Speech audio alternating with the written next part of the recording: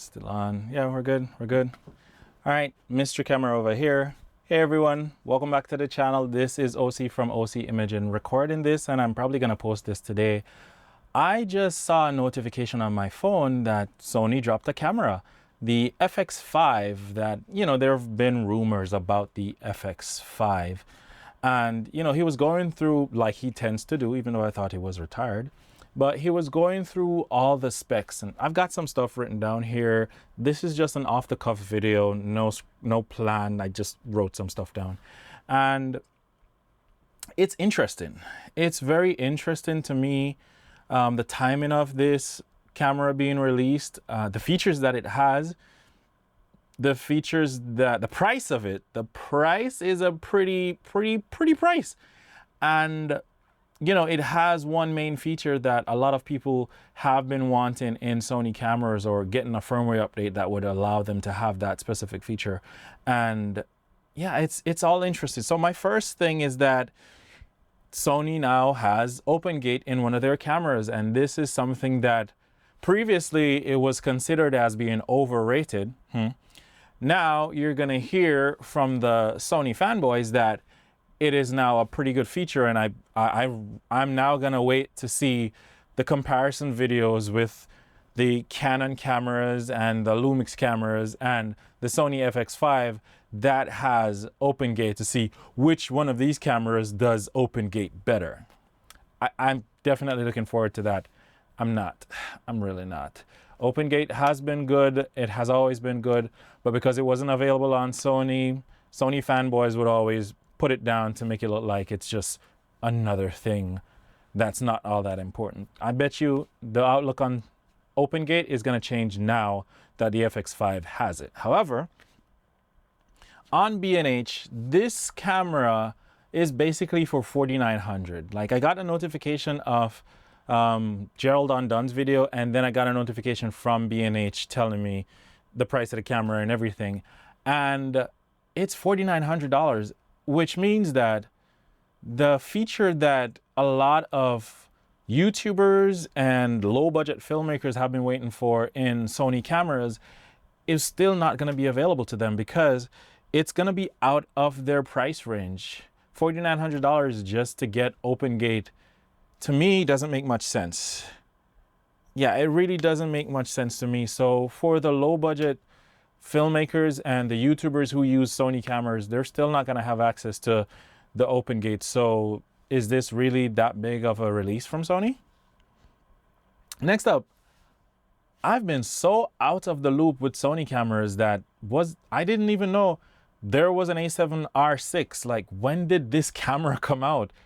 There's an A7R6. Is it new? When was the release date?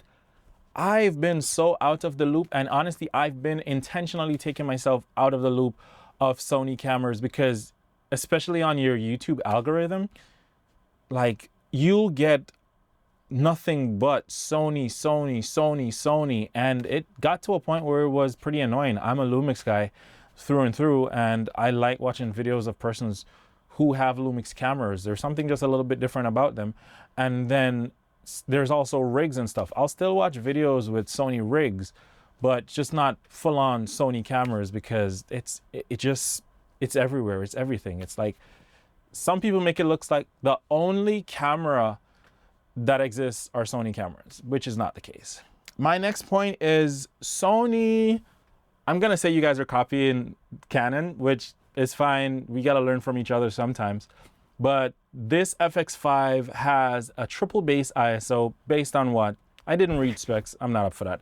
But based on what Gerald on Dunn said, this has a triple base ISO. So it's, I think it's 800, 4000, and the usual 12,800. And I like that. And a lot of Sony users who have access to that 12,000 second base ISO will admit that they like there being a middle tier, because there aren't a ton of situations where you're gonna need to go up to the 12,800 ISO. In fact, in most situations, the 12,800 ISO is gonna be too much.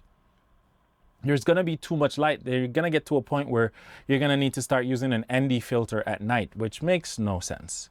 Now there being a second base ISO now of 4000, ideally I wish, again, I'm not a Sony guy, but I think the sweet spot for base ISO is, or second base ISO is 6400. I wish my Lumix S5 2X had a second base ISO of 6400. I definitely think that's a sweet spot, but it's good that the FX5 now has a second base ISO of 4000. In addition to that, I really don't think you need to go to 12,800, because no matter how difficult of a space you're in or a situation you're in while filming, you need to use lights. You need to light your space.